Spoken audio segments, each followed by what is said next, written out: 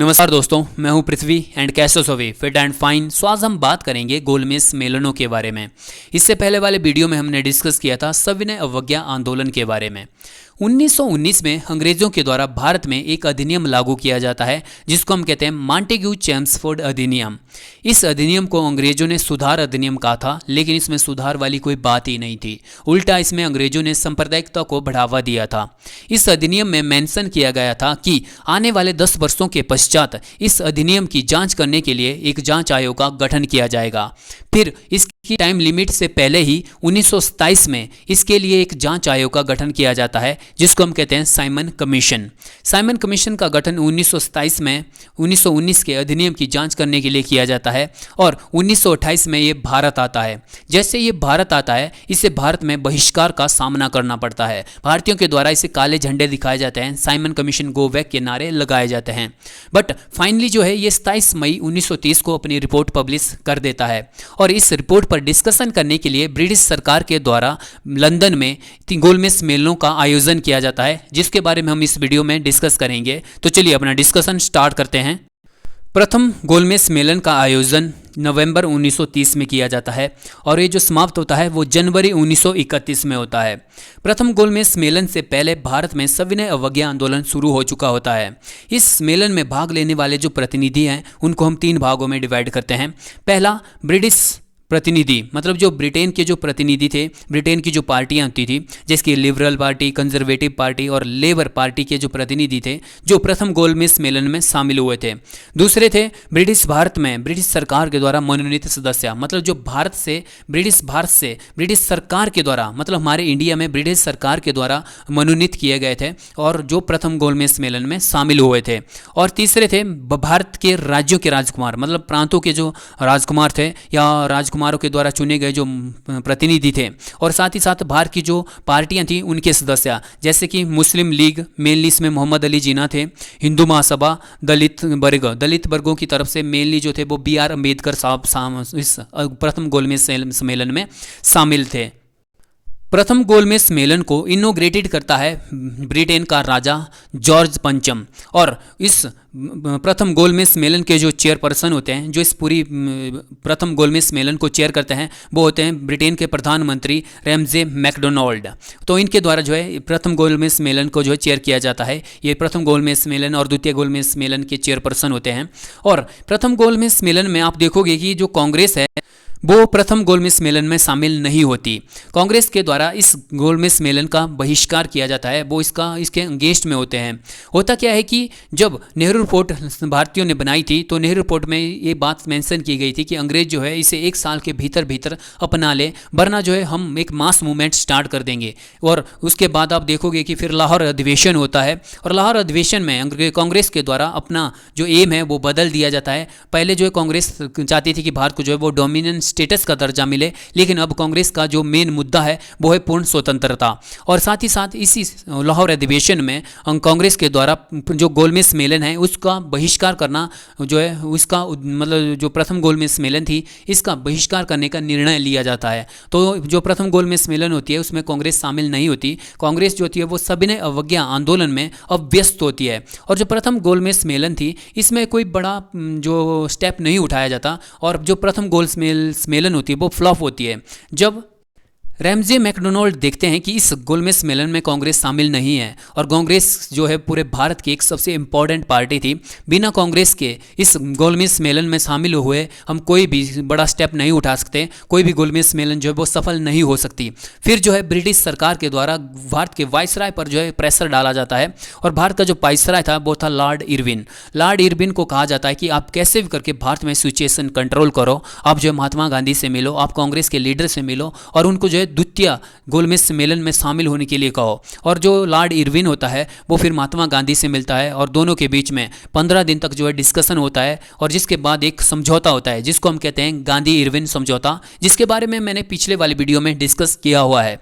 तो गांधी इरविन समझौते के साथ ही असहयोग आंदोलन जो है समाप्त हो जाता है और कांग्रेस की तरफ से महात्मा गांधी द्वितीय गोलमेज सम्मेलन में शामिल हो जाते हैं। यहाँ पर आप देख सकते हो ये महात्मा गांधी जो एक साल में जो है साल उड़े हुए हैं, बाकी आप देख सकते हो बाकी सभी जो है क्या है कोट जैकेट पहनकर जो है वो बाबू की तरह बैठे हुए हैं।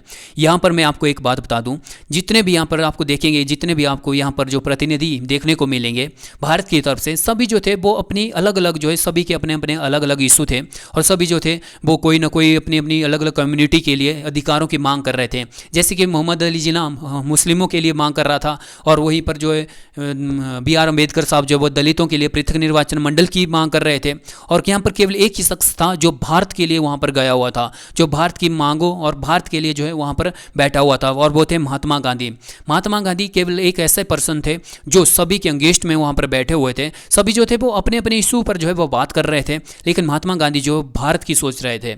यहाँ पर जो दलित वर्गों की तरफ से BR अम्बेडकर साहब यहाँ पर बैठे होते हैं, वो जो है दलितों के लिए पृथक निर्वाचन मंडल की मांग करते हैं। मुस्लिम लीग, सिख वगैरह ये सभी जो थे वो पृथक निर्वाचन मंडल को सपोर्ट कर रहे होते हैं, लेकिन जो महात्मा गांधी है वो इस पूरे बात को जो है वो मानने से इनकार कर देते हैं। महात्मा गांधी यहाँ पर कहते हैं कि अगर हमने पृथक निर्वाचन मंडल को एक्सेप्ट कर लिया तो आने वाले टाइम में भारत का विभाजन हो जाएंगे। जैसे कि आप बाद में देखोगे ही कि जो भारत का जो है वो पाकिस्तान और बांग्लादेश के रूप में विभाजन हो जाता है, जबकि जो बांग्लादेश था वो उसे हम पहले पूर्वी पाकिस्तान कहते हैं। मतलब महात्मा गांधी ने उसमें कहा कि अगर हम इस तरह सभी कम्युनिटी के लिए पृथक निर्वाचन मंडल की व्यवस्था करना लग जाएं तो आने वाले टाइम में भारत के टुकड़े निश्चित है और मैं ऐसा होने नहीं दूंगा। और इसी मुद्दे को लेकर जो है महात्मा गांधी और BR अम्बेडकर जी के बीच में जो वो वाद विवाद चलना शुरू हो जाता है। और द्वितीय गोलमेज सम्मेलन होती है वो इसी तरह के झगड़ों में जो है वो सिमट के रह जाती है। मतलब द्वितीय गोलमेज सम्मेलन में भी कोई बड़ी अचीवमेंट प्राप्त नहीं होती। तो द्वितीय गोलमेज सम्मेलन हुई थी 7 सितंबर 1931 से दिसंबर 1931 के बीच में। प्रथम होती है 1930 में, द्वितीय होती है 1931 में, अब जो तीसरी होती है वो 1932 में होगी। मतलब एक साल में लगातार एक गोलमेज सम्मेलन होती है। तीसरी गोलमेज सम्मेलन 17 नवंबर 1932 से शुरू होती है और 24 दिसंबर 1932 तक ये चलती है। लेकिन तीसरी गोलमेज सम्मेलन जो थी वो भी पूरी तरह फ्लॉप ही थी। तीसरी गोलमेज सम्मेलन में कांग्रेस ने भाग नहीं लिया था। यहाँ तक कि ब्रिटेन की जो लेबर पार्टी थी उसने भी इसमें वो भी जो है इसमें शामिल नहीं हुई थी। मतलब जो तीसरी जो गोलमेज सम्मेलन थी वो भी जो है वो क्या रही, वो फ्लॉप रही। इसमें भी कोई बड़ी अचीवमेंट नहीं हुई। इसमें भी थोड़े बहुत जो प्रतिनिधि थे वो शामिल हुए और इसी तरह से जो है फिर 24 दिसंबर 1932 को तृतीय गोलमेज सम्मेलन जो है वो समाप्त हो जाती है। तीनों गोलमेज सम्मेलन में जो खिचड़ी पकाई जाती है और साथ ही साथ साइमन कमीशन की जो रिपोर्ट होती है उसको शामिल करके ब्रिटिश सरकार के द्वारा 1933 में एक श्वेत पत्र प्रकाशित किया जाता है। श्वेत पत्र जो 1922 में ब्रिटेन में शुरू हुआ था और इसमें जो है जो मेन जो मांगे होती हैं, जो कुछ जानकारियों मतलब मैं बोलूँ तो अनुशंसाएँ या जो ये श्वेत पत्र होता है ना, इसमें जो है सारी मांगों को लिखा जाता है और इसे जो है फिर जो ब्रिटिश संसद होती है उसके समक्ष रखा जाता है। मतलब तीनों गोलमेज सम्मेलन और साइमन कमीशन की जो भी सिफारिशें थी उनको जो है इस श्वेत पत्र में लिखा गया था और ब्रिटिश संसद में इसे के समक्ष जो है इसे रखा गया। ब्रिटिश संसद में जो है इसकी चर्चा हुई श्वेत पत्र पर और इसके लिए जो है मतलब जो श्वेत पत्र है उसकी अनुशंसाओं पर विश्लेषण मतलब उसकी जांच करने के लिए, श्वेत पत्र की जांच करने के लिए ब्रिटिश संसद के द्वारा संयुक्त समिति का गठन किया जाता है। फिर संयुक्त समिति जो है वो फरवरी 1935 में अपना मसौदा या अपनी सिफारिशें प्रस्तुत करती हैं ब्रिटिश सरकार के समक्ष और इसी समिति की सिफारिशों पर जो है फिर जुलाई 1935 में एक अधिनियम पारित होता है जो एक ऐतिहासिक अधिनियम होता है। आज भी आप हमारा संविधान देखोगे तो इस अधिनियम का जो एक बहुत बड़ा हिस्सा आज भी हमारे संविधान में जिंदा है और वो था भारत सरकार अधिनियम 1935। ये जो अधिनियम था ये बहुत इंपॉर्टेंट था। इसमें बहुत ही ऐसी संवैधानिक बातें ऐड की गई थी जो आज भी हमारे संविधान में प्रेजेंट है। तो इस तरह से जो है फिर तीनों गोलमेज सम्मेलनें जो है वो समाप्त होती हैं। कोई बड़ी अचीवमेंट इन तीनों गोलमेज सम्मेलनों में प्राप्त हमें नहीं होती।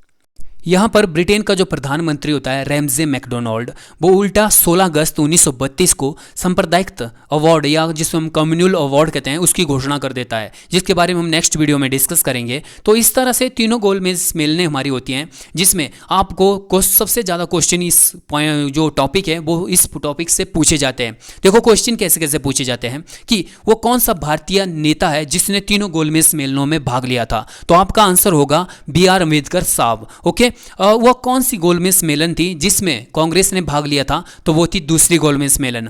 वो कौन सी गोलमेज सम्मेलन थी जिसमें महात्मा गांधी ने भाग लिया था? तो द्वितीय या दूसरी गोलमेज सम्मेलन। महात्मा गांधी ने दूसरी गोलमेज सम्मेलन में जो भाग लिया था वो किसके प्रतिनिधि के रूप में जो इसमें शामिल हुए थे? तो कांग्रेस के प्रतिनिधि के रूप में शामिल हुए थे। और आपको पता होना चाहिए कि तीनों की जो तीनों गोलमेज सम्मेलनें हैं वो लगातार एक के बाद एक साल में हुई है। जैसे कि 1930 में पहली, 1931 में दूसरी और 1932 में तीसरी। ओके, सो इस वीडियो में बस इतना ही गाइज, मिलते हैं नेक्स्ट वीडियो में, तब तक के लिए बाय बाय गाइज।